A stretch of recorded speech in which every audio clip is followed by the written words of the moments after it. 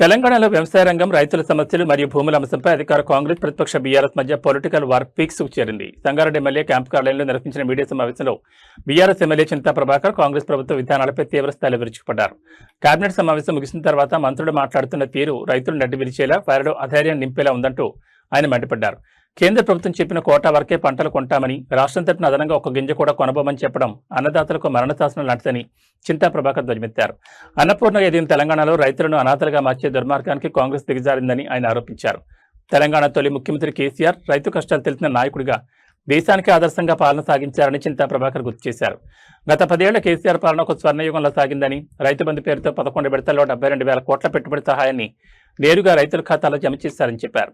రైతు బీమా, రుణమాఫీ మరియు ఉచిత 24 గంటల విద్యుత్ వల్ల తెలంగాణలో వ్యవసాయ విప్లవం వచ్చి సాగు విస్తీర్ణం 2,30,00,000 ఎకరాలకు చేరి దేశానికి ఫుడ్ బౌల్ ఆఫ్ ఇండియాగా మారిందన్నారు. కానీ ప్రస్తుత రేవంత్ రెడ్డి ప్రభుత్వం వరంగల్ డిక్లరేషన్ హామీలను అమలు చేయకుండా మోసం చేసిందని దుయ్యబట్టారు. సీఎం రేవంత్ రెడ్డి కేవలం తెలంగాణ సొమ్మును ఢిల్లీకి పంపడమే పనిగా పెట్టుకున్నారని ఆరోపించారు.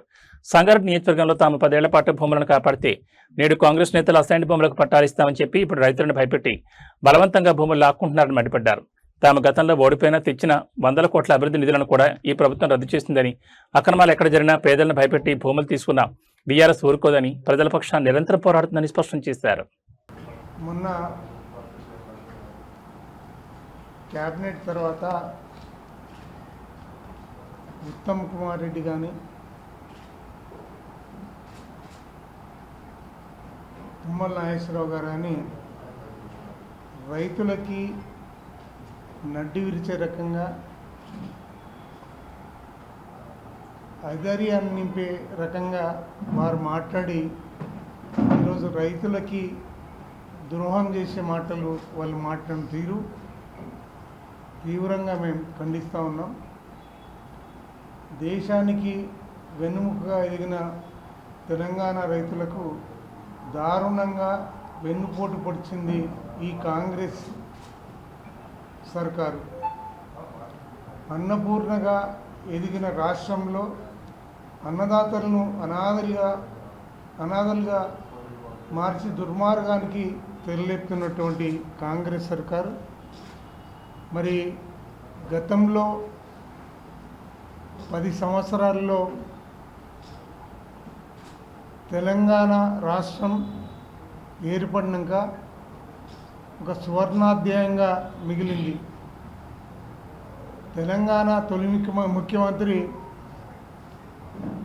ఒక రైతు బాంధవుడిగా, రైతు కష్టాలు మొత్తం తెలిసిన వాడిగా ఈ రాష్ట్రంలో అన్నదాతలకి ఎటువంటి ఇబ్బంది రావద్దు, వాళ్ళు క్షేమంగా సుభిక్షంగా ఉండాలని ఎన్నో సంక్షేమాలు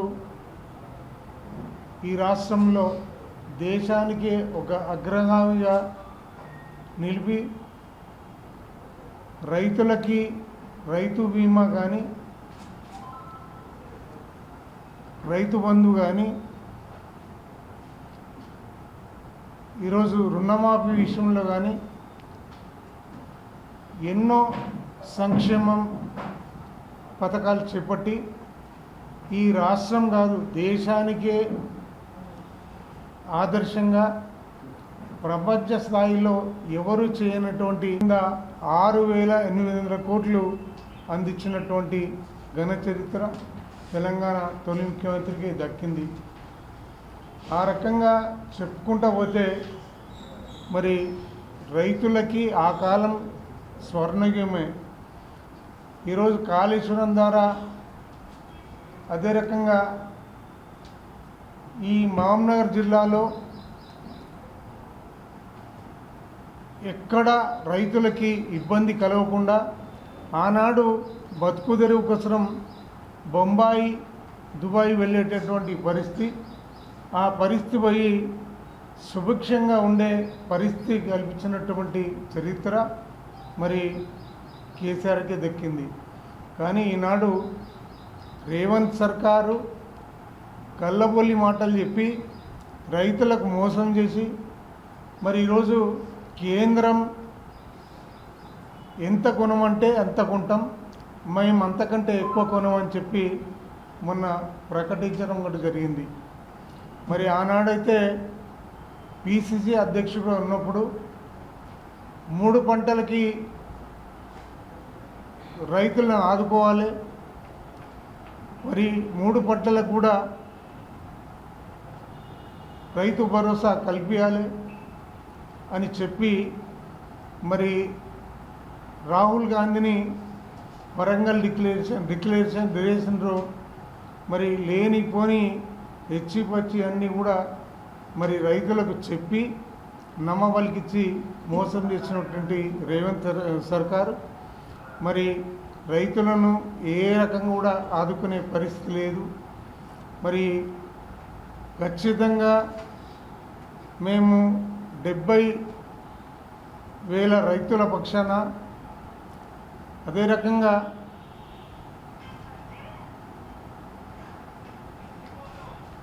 ప్రభుత్వమే భరిస్తూ మరి కొనుగోలు చేసి రైతాంగాన్ని వెన్నట్టి ప్రోత్సహించిన తీరు మనం చూసినాం. మరి దేశంలోనే మన అన్నపూర్ణగా ఉన్నటువంటి పంజాబ్ను తలదన్ని తెలంగాణ రాష్ట్రాన్ని దేశంలోనే వ్యవసాయ రంగంలో ప్రప్రథమ స్థానంలో నిలబెట్టిన ఘనత మరి కేసీఆర్ గారికి దక్కింది. కానీ ఇవన్నీ వినాడి మరి ఇంకొక విషయం కూడా, అప్పుడు గ్రామాలని వదిలి వలసలు వెళ్ళిపోయినటువంటి అనేక మంది ప్రజలు మరి ఈ వ్యవసాయ రంగంలో వచ్చినటువంటి విప్లవాత్మకమైన మార్పులు, అంటే వ్యవసాయం దండుగ కాదు పండుగలా మనం నిర్వహించవచ్చనే పరిస్థితి చూసి మరి పంటలు పండించడమే కాకుండా రైతులు ఎవరైనా అకాల మృత్యువాత పడితే వాళ్ళకు జీవిత బీమా, రైతు బీమా ద్వారా, రైతు పెట్టుబడి ద్వారా ఇంతకుముందు శాసనసభ్యులు గారు చెప్పినట్టుగా రైతు బీమా, అదేవిధంగా అనేక రకాలుగా అంటే రైతు బీమా కానీ రైతు పెట్టుబడి కానీ ఈ విధంగా వాళ్ళని ప్రోత్సహిస్తూ చూసిన తీరును చూసి పట్టణాలకు వలసపోయినటువంటి ప్రజలంతా పల్లెలకు తిరిగి వచ్చిన పరిస్థితి చూసినాం. కానీ ఇప్పుడు ఈ కాంగ్రెస్ ప్రభుత్వ పాలన చూసిన తర్వాత తిరిగి ధాన్యం కొనుగోలు చేయకపోవడం, సరైన కరెంటు ఉండకపోవడం, ఈ విధమైన సంక్షోభంతో మరి మొన్నటికైతే చూసినా ఈ వానాకాలం పండించినటువంటి వరి ధాన్యాన్ని ఇంత చేసినాక కాంగ్రెస్ పార్టీ వచ్చినాక నిన్న మొన్న మంత్రులు ఏం మాట్లాడుతూ ఉన్నారు? మేము వచ్చినాక దేశంలోనే నెంబర్ 1 తీసుకొచ్చినాం. అంతకుముందు అయ్యా మీ కాంగ్రెస్ పార్టీ కదా, మీ ప్రభుత్వం ఉన్న వైపు తీసుకురాంది, మరి కాళేశ్వరం పనికిరాదని చెప్పి మరి ఎక్కడ పోయినా ఇవాళ కాళేశ్వరం నీళ్ళు ఎందుకు వాడుకుంటారో ఒకసారి సమాధానం చెప్పాలి. ఒకవేళ బీఆర్ఎస్ ప్రభుత్వం కంటిన్యూషన్ 3వసారి వస్తే మన సంగారెడ్డి జిల్లాకు కూడా బసవేశ్వర సంగమేశ్వర ద్వారా సంగారెడ్డి కాన్స్టిట్యూన్స్తో పాటు ఉన్న జిల్లాలో ఉన్న కాన్స్టిట్యూన్సీలను కూడా చెప్పే సందర్భం మనందరం కూడా చూసినాం. ఉన్న సింగూరునే కాపాడుకునే దిక్కులేదు వాళ్ళకు. జిల్లా మంత్రి కావచ్చు, ఇక్కడ షోకాల్డ్ వర్కింగ్ ప్రెసిడెంట్ అని చెప్పుకునే కాంగ్రెస్ నాయకులు కావచ్చు, డెవలప్మెంట్ మీద రైతుల మీద అసలు ఆలోచన కూడా లేదు. ఎంతసేపు రియల్ ఎస్టేట్ బ్రోకర్ పని చేస్తున్నారు కాంగ్రెస్ నాయకులు తప్ప ఈ ప్రాంత రైతులకు చేసింది 1 ఎకరా. మన సంగారెడ్డి కాన్స్టిట్యూన్సీలో 2004లో ఎమ్మెల్యే అయిన వ్యక్తి, 15 ఏళ్ళు ఎమ్మెల్యే చేసిన వ్యక్తి 1 ఎకరా ఎవరికైనా రైతుకు మరి పట్టా సర్టిఫికేట్ ఇచ్చిన చెప్పాలి. ఎంతమంది రైతులు లాక్కుండా చూస్తున్నారు, రైతుల మీద ఎంత ప్రేమ ఉందో మనం గమనించాలి. ఎంతమంది రైతుల భూములు లాక్కుండా చెప్పాలి. ఎంతసేపు ఇందిరాగాంధీ ఎంపీ గెలిచినప్పుడు బిహెచ్ఎల్ పెట్టినాం, ఎక్రిసాట్ పెట్టినాం, ఓడిఎఫ్ పెట్టినాం. నువ్వు చేసిందేం కాకుండా నువ్వు వాళ్ళకు వ్యతిరేకంగా వాళ్ళను కొట్లాడే లీడర్ తయారైనవు. నువ్వు అయినాక ఎప్పుడు కాంగ్రెస్ పార్టీ స్పెషల్గా సంగారెడ్డికి ఏం తెచ్చిందో చెప్పాలని మేము వర్కింగ్ ప్రెసిడెంట్ కూడా డిమాండ్ చేస్తూ ఉన్నాం. రైతుల కోసం ఏం చేసినాం సంగారెడ్డికి? మార్కెట్ యార్డ్ తెచ్చింది బీఆర్ఎస్ హయాంలో, మార్కెట్ కంపెనీ చేసి బీఆర్ఎస్ హయాంలో. నువ్వేం చేసినావో చెప్పాలి. రైతుల కోసం మరి మసాలా పరిస్థితి ఎంత దారుణంగా అంటే కేంద్రం పెద్దన్న చిన్నన్న బడాబాయ్ చోటాబాయ్ కలిసి మరి మసాలా పరిస్థితి ₹1 పెంచమని బీజేపీ చెప్పారు. మేము నరేంద్ర మోడీ సీట్ మీద ఉన్నాను, ₹1 మసాలా ధనం పెంచమని చెప్పారు. ఇప్పుడే సోదరుడు చెప్పినట్టు ఒక్క సంచ మీద ₹700 మసాలా పెంచిన పరిస్థితి అది దొరుకుతలేదు. ఈ రాష్ట్ర ప్రభుత్వం యాప్ ద్వారా అంట మళ్ళీ రైతులకు ఎక్కడ యాప్ ఉంటుంది, ఎక్కడ ఫోన్ ఉంటుంది, చిన్న ఫోన్లలో ఎక్కడ ఇలా వాడాలి, ఎక్కడికి 2 సంచులు ఇస్తే వాడు ఎన్ని ఎకరాలు ఇస్తే అక్కడ వ్యవసాయం చేయన్నా, ఈ వచ్చిపోయే కరెంటుకు వ్యవసాయం చేయన్నా, మసాలకు పోయి లైన్లు నిలబడన్నా, ఒడ్లు అమ్ముకుంటూ కూడా ఇప్పుడు ఒక్కోసారి చూస్తారు, ఒకసారి వచ్చారు మన ఎకరాకి ఇచ్చిన సంచులు కూడా చేస్తారు. మరి ఇప్పుడు ఒడ్ల కాడ ఉన్న ఒడ్లు వర్షాలు పడ్డాయి, ఇంకా ఒడ్ల కొనుగోలు కూడా పూర్తి కాలే. మరి ఇటువంటి పరిస్థితుల్లో రైతు వ్యతిరేక ప్రభుత్వం అవుతుందో మరి ఎంతసేపు విమర్శ చేసి బాధ పెడుతుండు. రైతును కోస పెట్టిన వాడు ఎవరు కూడా ప్రభుత్వం నిలవలేడు. గతంలో చంద్రబాబు నాయుడు కూడా రైతులు చాలా బాధ పెట్టి భూలోకాన్ని తొక్కేసి రైతులు. దయచేసి రేవంత్ రెడ్డి గారు మీరు పిసిసి అధ్యక్షుడు ఉన్నప్పుడు ఎన్నో వాగ్దానాలు చేశారు. నేను అది చేస్తా ఇది చేస్తా, ప్రజలకు ఎంత కేసీఆర్ ఏం చేసిండు, కేసీఆర్ దోచుకుంటున్నాడని చెప్పే విధంగా నీ నోటికి మొక్కాలే, నీ నోటి మొక్కి ఇష్టంలో మాట్లాడిన ప్రజలు అందరు నమ్మిరు నిన్ను.